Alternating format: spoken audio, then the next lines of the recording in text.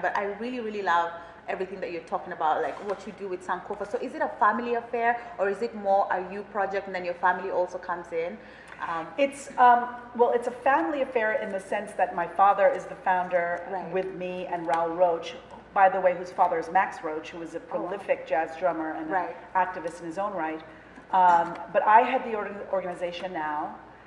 And my other siblings, they do other things and have other organizations that they run and that their interests are in. Yeah. So, okay, so the first generation, which is your dad's generation, amazing. The kids, obviously, you guys are phenomenal as well. What are the other ones? What's the third generation like? My age mates, are they as tuned in, or are they like, let the old folks have that, we're gonna do our own thing over here? We just, like, what are they like? What are your kids doing, actually? Well, I only have one. Okay. And my daughter is also a filmmaker and an actress, and she has been working on very interesting films that deal with bringing women to the forefront in the storytelling.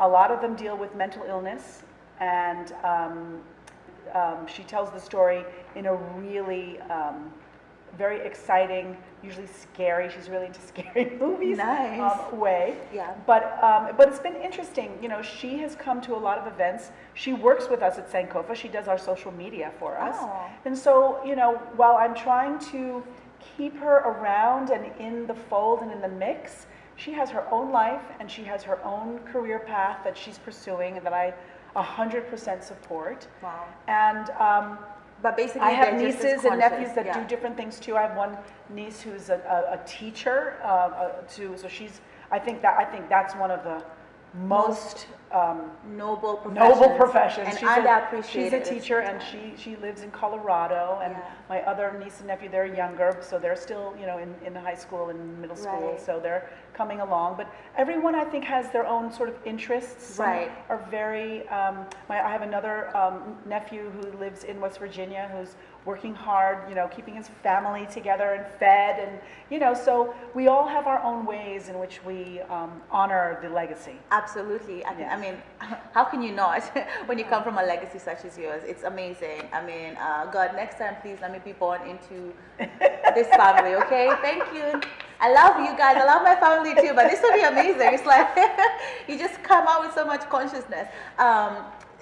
This has been such an amazing privilege getting to sit here and spend this time with you. Thank you. Thank you for coming and speaking with Sheen Magazine.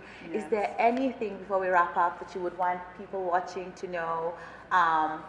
I know we've given a lot of information, but just is there any message in particular or anything that you'd like people to tune into? Whatever, just your parting shots. Well, certainly check out our website. Certainly, if you can make a contribution to us, that would be great. I think for me personally, I would like to say for everyone to take a deep breath and be more kind and gentle to yourself and find a way in which to bring community together, have conversations with your family. Don't feel ashamed about anything. Bring everything up. Do your best to communicate what you need. And I'm hopeful that we can really come together as a global community and a human family, that we can really take care of this planet and each other. Absolutely.